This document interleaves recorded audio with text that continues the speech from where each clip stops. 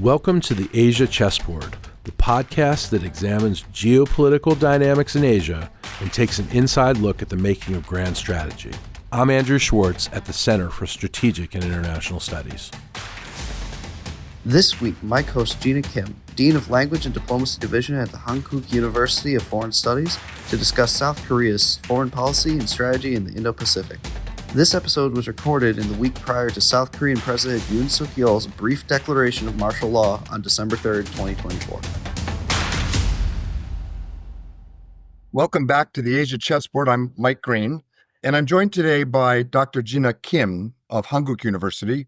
We're going to talk about Korea, the role of South Korea in the broader geopolitical dynamics of the Indo-Pacific, the domestic politics and arguments about Korea's role, and especially the wild card of North Korea and what it means to the security of the Republic of Korea, the United States, but also this bizarre new world we're in where we have North Korean troops fighting in Ukraine, Ukrainian artillery firing South Korean rounds at them.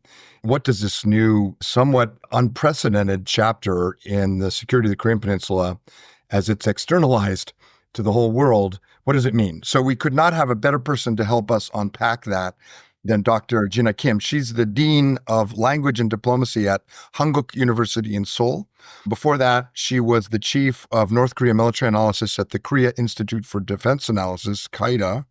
She's sought after for her expertise. She served as an advisor to the Ministry of Defense in Seoul, the Joint Chiefs of Staff, and other security organizations and NGOs, PhD from Fletcher.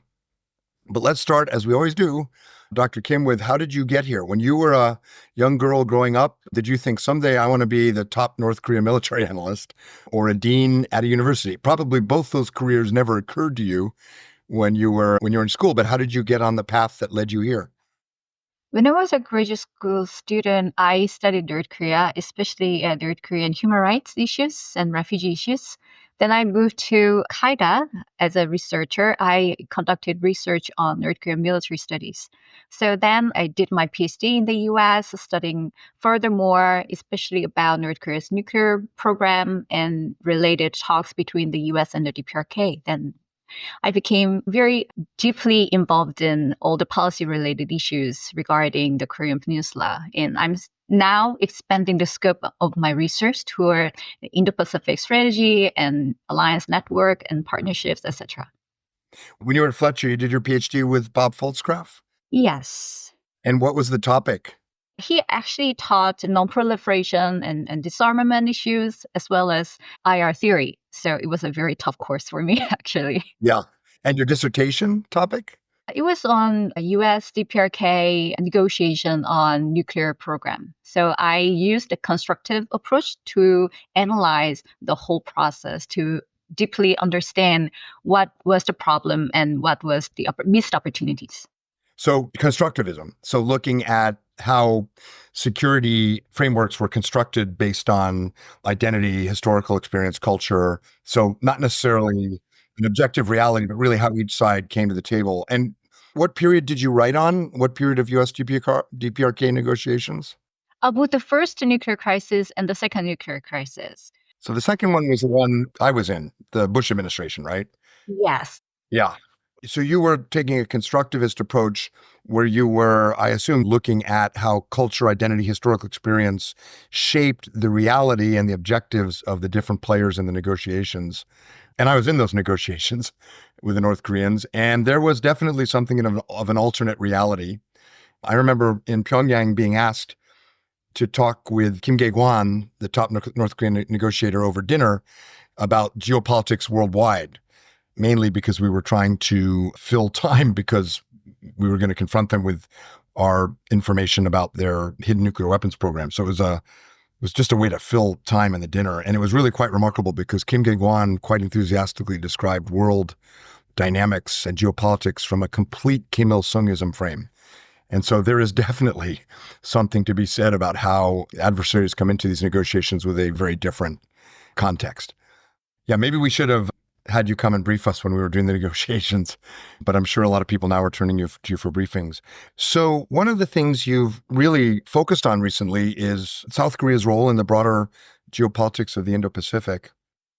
What's your take on President Yoon's Indo-Pacific strategy, relations with Japan, Australia, Indonesia? Do you give him a positive grade, or how do you assess the strategy so far? Well, the Yoon Suk-yeol administration unveiled South Korea's first comprehensive Indo-Pacific strategy.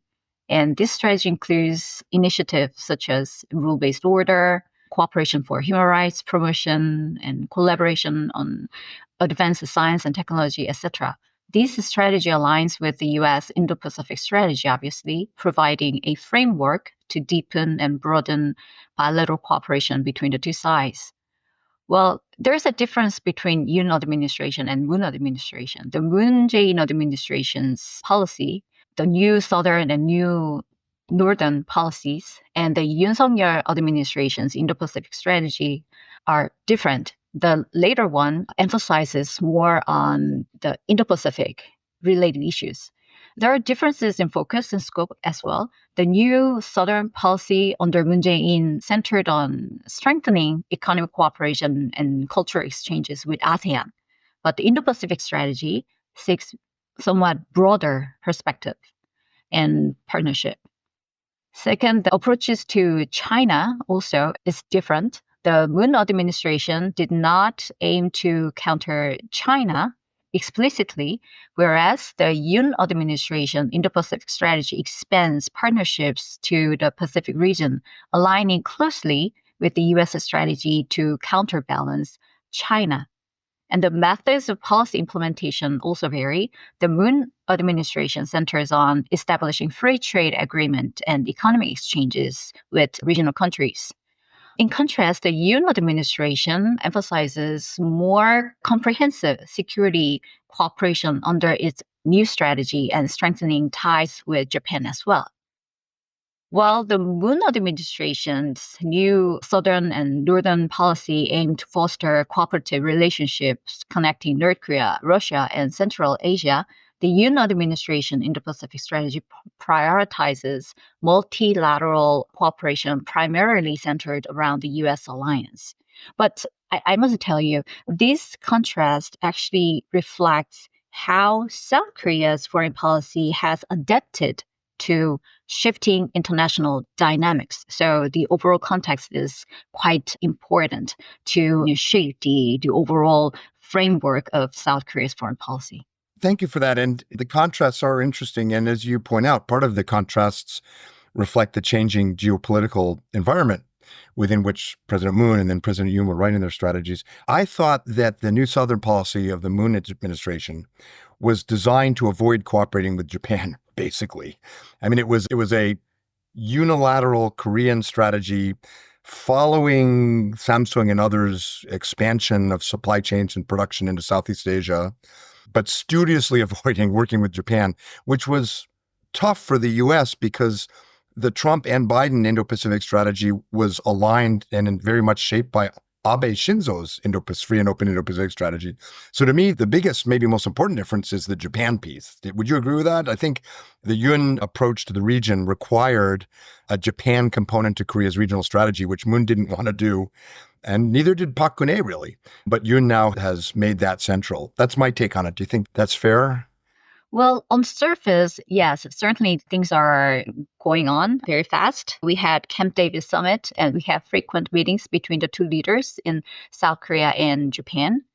But while trilateral activities such as South Korea, US, Japan, submarine and missile defense exercises are ongoing, actually bilateral engagements like high-level visits or people-to-people exchanges and South Korea, Japan, search and rescue drills have been suspended for some time. Despite appearance, institutionalization of military cooperation between South Korea and Japan has progressed much more slowly compared to other nations. For example, in July, South Korea's Minister of Defense visited Japan for the first time in 15 years. And around the same time, a trilateral defense ministers meeting between Korea, US, and Japan was held in Tokyo, resulting in the signing of Trilateral Security Cooperation Framework Memorandum. It was a very significant moment. While not legally binding, the document is significant because it is the first time that outlined basic directions and policy guidelines for enhancing practical security cooperation among the three countries. So the three nations have agreed now to do activities like rotating regular high-level policy consultations and trilateral defense ministers meetings and joint chiefs of staffs meetings, etc. Well, there are several complex factors contributing to this kind of slow pace of South Korea-Japan military cooperation. Well, as historical disputes have not been resolved yet, historical grievances stemming from the old history, such as forced labor and comfort women issues, remain very deeply sensitive in South Korean society. And recently, diplomatic tensions reignited over the first memorial service for Korean forced labor victims at the Hado mine during the Japanese occupation. Although South Korea agreed to support Japan's bid to list the Hado mines as a UNESCO World Heritage Site on the condition that Japan commemorates the victims' suffering. However, one of the Japanese representatives visited to the Yakushini shrine, and there was no official mentioning about the forced labor sufferings in the memorial speech, which led South Korea to officially boycott and hold its own separate ceremony. So it's just a snapshot of diplomatic tension lingering between the two sides. And also there are divergent security priorities between the two sides as well. South Korea primarily focuses on military threats from North Korea, while Japan is more concerned with the rise of Chinese military power. And we don't certainly share the same threat perception. And these different priorities actually result in divergent approaches to coordinated response to China. And there's also operational issue. The South Korea and Japan operate distinct military systems, which creates very significant obstacles to interoperability during joint operations. This limits the effectiveness of collaboration and training and the development of joint operational plans. So I also must point out that the U.S. influence is another variable here. The U.S. plays a very critical role as a mediator and catalyst in South Korea-Japan military cooperation. So changes in U.S. foreign policy can either accelerate or delay progress in bilateral relations between South Korea and Japan, depending on the extent of U.S. involvement in fostering cooperation between the two sides. So all these factors collectively underscore the challenges in advancing military cooperation between South Korea and Japan. You're giving me PTSD. I spent 25 years in and out of the U.S. government trying to help build this trilateral relationship. And it really is 2 steps forward and then 1 step back and then sometimes 3 steps back. And it's interesting how you describe Korea's Indo-Pacific debut, really. It's almost a donut, isn't it? You've got pretty active diplomacy now, or at least a vision for diplomacy on the outer ring across the Pacific Islands now and much broader than the Moon administration. You have a pretty good, certainly the best in some time, next inner ring, which is U.S., Japan, Korea, but it's mostly being pushed by the U.S. But it's a donut because at the center of the Japan-Korea piece you're describing is almost as difficult as it's always been. I take some comfort from the fact that both Japan and Korea, in polls by Jungang Ilbo or Yomiuri or others, have about a 90% positive view of the U.S. alliance. So both Japan and Korea are very committed to the alliance with the U.S. And although the threat perception is different militarily, I've seen polls that show Koreans distrust China just as much as Japanese do. And then the trading patterns are changing. Korea's trade with the U.S. is now rising above its trade dependence on China. So we'll see where it goes. But as the French saying goes, plus que change, plus que la même chose, the more it changes, the more it's the same problem. I want to talk about the other parts of the Indo-Pacific. One of the things I've thought for some time is that these strategic policies change depending on the assessment that a government has about the distribution of power.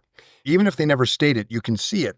So, for example, Japan very early on, but especially under Abe, viewed, or Japanese government officials viewed, a multipolar Asia, where U.S. power in relative terms may be waning, but the rising power of India and the importance of Australia compensate for that.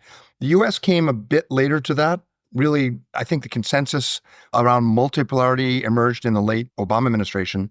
Korea and Australia were two countries that were a bit late strategically to come to this. And Korea is the latest, to be honest. The Park Geun-hye administration, the Moon Jae-in administration, they viewed US-China as the most important power dynamic in the region, and then figured out how Korea fit. It strikes me that the Yoon policy is based on more of a recognition that multipolarity helps Korea, that relations with Australia, relations with India, as difficult as they are, maybe even Japan, give Korea more agency, more purchase. So in that context, how does the Yoon government think about these other important players in Asia, Indonesia, India, Australia? Is it a more ambitious view than you had under Moon, or is it still just a kind of superficial Indo-Pacific strategy? Well, actually, South Korea has been closely working with Indonesia, the Philippines, and Australia. South Korea and Australia are deepening their strategic partnership in defense and arms cooperation through discussions in many channels. In recent years, several significant milestones have been achieved to strengthen this kind of cooperation. In November last year, a memorandum of understanding on revitalizing joint military exercise was signed, and it aimed to enhance interoperability between the two nations. And also, we have joint maritime exercises, which have been intensified recently, focusing on anti-submarine warfare, air defense, maritime interdiction operations, and live fire drills. These activities certainly aim to improve combined operational capabilities between the two sides. And also, very notable progress has been made in defense industry cooperation. In July this year, a conference in Canberra brought together over 100 participants from the two sides, including government officials and defense industry leaders. And they actually explored avenues for bilateral defense and arms collaboration. So a landmark development was the establishment of Hanwha Aerospace's production facility in Australia. It was the first overseas production base for a South Korean defense company. So this facility is set to manufacture many weaponry and ammunition, and it can probably provide some platform to deepen our security cooperation. And with Indonesia, South Korea also is working closely with Indonesia. Defense and arms cooperation between the two sides has been strengthened through various initiatives, and this partnership is grounded in two nations' strategic relationship, and it encompasses joint development of military equipment, technology transfer, and military training. And there are also high-level military exchanges and mutual training programs that have further bolstered our cooperation. And we have also a memorandum of understanding with Indonesia, especially on peacekeeping activities. It actually reflects a shared commitment to global security efforts. And we also have comprehensive economic partnership agreement. It has provided a framework to enhance not only economic cooperation, but also defense industry cooperation. And we are working on joint development of fighter jet programs, which aims to advance our defense industry technology sharings. And these initiatives certainly represent a very significant milestone in our defense cooperation. And with the Philippines, well, we have a history of cooperation as well. The defense cooperation agreement between South Korea and the Philippines was formalized this year during President Yoon's visit to the Philippines. We established a strategic partnership together, and South Korea will provide defense equipment and technological support throughout this process. And South Korea defense companies will supply necessary equipment to the Philippines armed forces, enhancing their operational capabilities. And we also have MOU with the Philippines, especially on maritime cooperation, to strengthen maritime security through joint efforts to combat transnational maritime crimes. And we are working on information sharing and search and rescue operations. So we have lots of activities going on. And we are certainly, I think, South Koreans are certainly speeding up the speed of combining all the network of cooperation in the security area, I believe. It's an excellent list, and it's impressive, and it demonstrates the agency that Seoul has reinforcing the resilience and growth economically of key states like Indonesia and the Philippines and others besides Vietnam, for example, which we didn't discuss. I know Korea has a very deep economic relationship, but also active policy to support Vietnam with patrol craft and other capabilities. And Australia, I think, is a particularly important hub for Korea because in addition to Hanwha, which really is looking at Australia as a production base, you now have regular participation by Korean forces in training exercises in the Northern Territories. And Australia is, I think, probably a lot easier to work with than Japan for a whole host of historical and policy reasons. And that one is going to get more and more important. I think one of the differences, though, between Moon and then now the Yoon administration is the Korean companies, the Korean Waegyobu Foreign Ministry was doing a lot of this in the Moon administration. And as I recall, President Moon's last big trip within Asia was to Australia. But the difference was that it wasn't coordinated with the US and it wasn't coordinated with Japan or Australia. So when Korea provided patrol boats to Vietnam, it came as a surprise to the US and Japan and Australia, which were already providing patrol boats and coordinating with each other. So one of the big things I'm interested in is, does the Yoon government view this Indo-Pacific strategy not only as Korean agency, but as a way to build up coordination with the US, with Australia, even Japan?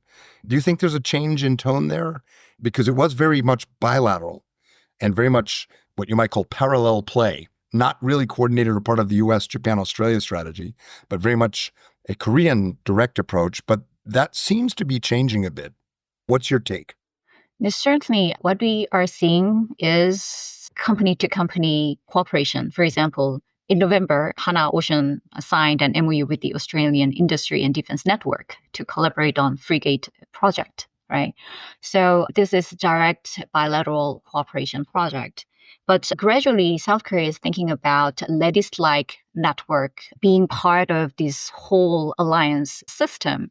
But the thing is, we have U.S. election and the leadership change in Washington can change the whole dynamics. So we are just watching closely what can happen next year. So that will certainly change South Korea's policy as well. Yeah, I mean, everyone's guessing what the Trump administration will do. I think it is worth remembering a couple things. Donald Trump said he wasn't interested in solving Japan-Korea problems, so maybe he isn't. But the Trump administration adopted free and open Indo-Pacific strategy framework from Japan, and then the Biden administration kept it. And Marco Rubio and Mike Waltz, the presumed Secretary of State, National Security Advisor, from what I know about them, and I know Rubio a bit personally, will be very focused on collective security effort. And even the wild card of a Trump-Kim Jong-un summit seems unlikely. I want to ask you about that in a minute. But you're right. Countries are going to wait and see. My sense is in Australia and Japan, there's less waiting. They assume there's a lot more congressional and Pentagon and broad support for the strategy, and it won't change much. But I can understand why Korea would be more hesitant because what President Trump did on the Korean Peninsula is a lot more dramatic than what happened with Japan or Australia. So I can understand that. I hope people are looking for upside opportunities, but I understand the hesitancy right now. Well, actually, while is with low potential for conflict between the executive and legislative branches in the U.S. may proceed with legislative support and procedural streamlining, and then consistency of bipartisan-backed foreign policy framework is likely to remain unchanged. If the U.S. continues to reduce overseas involvement and adopt a selective and limited approach to international conflict, then it will create more room to focus on key issues such as countering China. Consequently, the second Trump administration's strategic options are likely include selective engagement with capable allies in resolving international and regional issues. And South Korea will need to carefully consider how to accommodate U.S. requests for cooperation that align with U.S. interests while managing its relations with China, for example. So, well, certainly there are some areas of potential contention between the U.S. and South Korea. Yeah, I think you're right. There will be more asks of South Korea in the context of strategic competition with China. You know who's your friend in that? Australia and Japan. So I think there could be a new flourishing of unilateral cooperation among U.S. allies as everyone who wants to keep the alliance strong figures out how to navigate this. Let me ask you, this strategy in Seoul could all just suddenly change in the next election. My sense of the opposition party, the Minjidang, is that while some of these elements you've described started when they were in charge, they have a kind of anything Yun does is bad philosophy. And I wonder whether in the next presidential election, if it swings to the other side of politics, which happens so often in Korea, if this whole Indo-Pacific strategy is over, or if there's much more continuity in Korea as well around some of the things you described. What are the domestic politics like around the strategy you've described to us? Do you think most of it continues regardless of election outcomes, or could there be quite a bit of variation? Well, when it comes to alliance issues, well, we have the same voice. Both the Democratic Party and the Conservative Party support strengthening alliance with the US. The difference comes when it comes to discussing our approach to China, actually. Well, President Yoon pledged during his campaign to establish a very cooperative mechanism to manage bilateral issues and potential conflicts between Korea and China. He actually said that during the election period. He mentioned institutionalization and regularization of high-level strategic dialogue between the two countries, and specifically proposed holding high-level strategic dialogue. And he actually promised to improve relations between China and South Korea. But what happened afterwards was, well, certainly South Korea had very intense relations with China. Diplomatic tensions between South Korea and China have persisted for an extended period after the election. And Chinese ambassador to South Korea, Sing Hai-ming, was summoned by the South Korean Ministry of Foreign Affairs due to his remarks criticizing the South Korean government. And the Ministry of Foreign Affairs, well, said that his comments is such an interference in domestic affairs. So it was only recent months that high-level dialogues between the countries have become more frequent and in-depth. And this year, in June, South Korea-China foreign and security dialogue was held in Seoul, and we are working on improving relations right now. So, well, what I'm telling you is the interactions between South Korea and China matters in the coming months or coming years. And when I compare approaches between the two different parties, I must say, well, the Democratic Party recognizes that relations with China remain crucial due to economic and geopolitical reasons.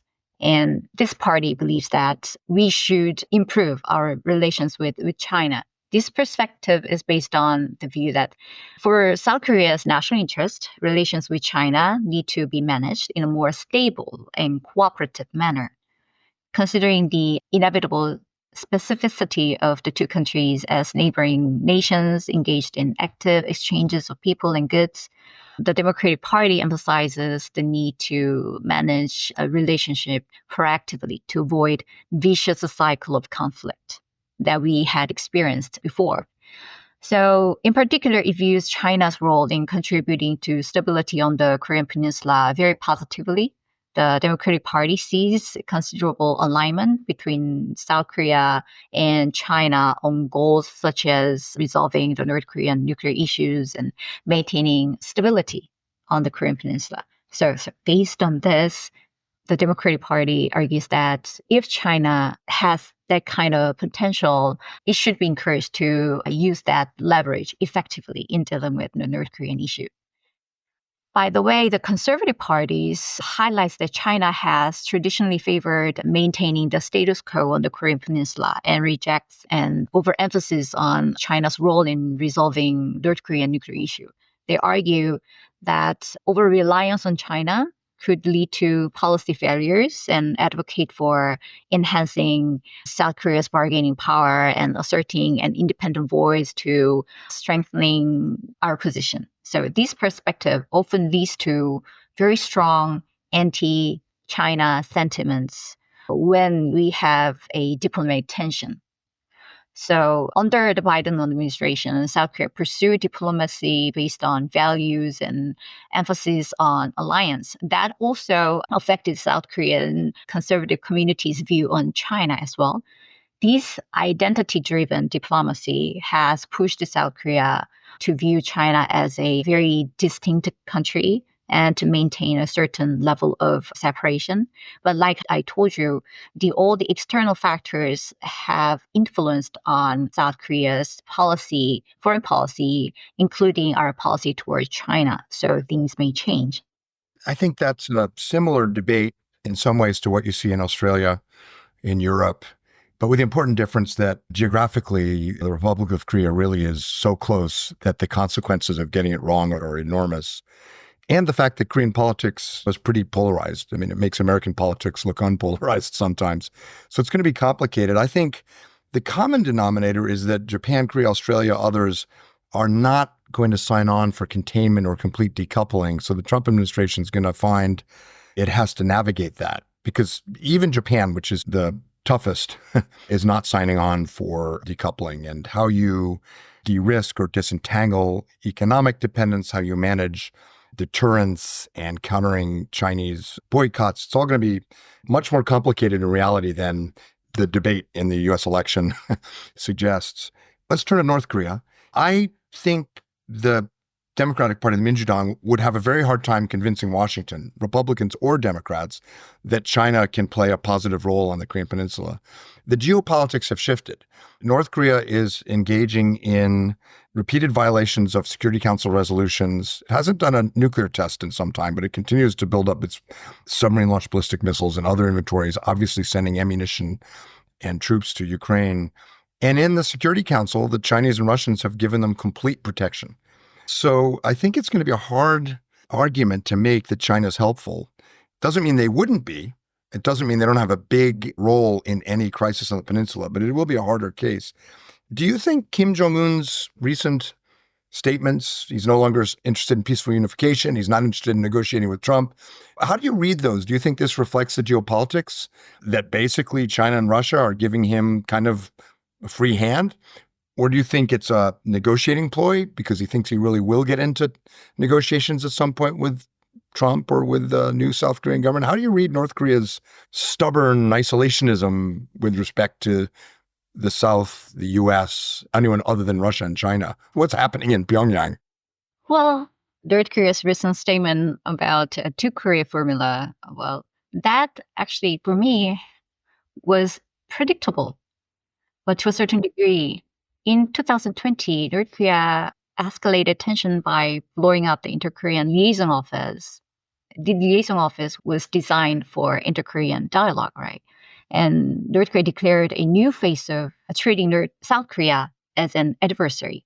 This move reflects its demand to recognize North Korea and South Korea as separate nations, a position that North Korea itself historically opposed, by the way. When South Korean President Park Chung-hee expressed support in 1973 for simultaneous UN membership for both Koreas, North Korea denounced the idea as a scam of separating Koreans. Pyongyang actually rejected the idea of two-state system. However, now North Korea is supporting this idea. So the question is, can North Korea's assertion of the Korea formula truly be seen as a change to the status quo? Well, it depends, because when we look at the unification framework agreed upon by the two Koreas, these consist of three stages. First stage is reconciliation and cooperation. Second stage is confederation stage. And the third stage is the completion of a unified state. This was Kim Dae-jung's formula originally, right? Yeah, for a long time. And we have established this new way to unite after the Cold War. So the second stage, by the way, involves the two separate systems and governments and two different governments while fostering cooperation and exchanges. The final stage is the establishment of a unified state. So until the second stage, South Korea and North Korea would retain their distinct political systems while cooperating. However, in the third stage, the value of democracy becomes crucial. So without North Korea's embracing democratic values and principles, the coexistence of two distinct political systems seems inevitable. So why North Korea is arguing about this? Well, North Korea is grappling with economic sanctions and internal economic challenges. So the context is very important to understand. It appears to be employing a strategy of emphasizing external enemies to strengthen internal cohesion. And the declaration of two Korea system can be seen as a result of several factors, such as dissatisfaction with South Korea's policies. North Korea has expressed a strong discontent with the South Korean government's policies toward the North, blaming South Korea for the deterioration of inter-Korean relations. Also, internal regime stabilization can be one of the factors. This move can also be interpreted as a strategy to ensure regime stability.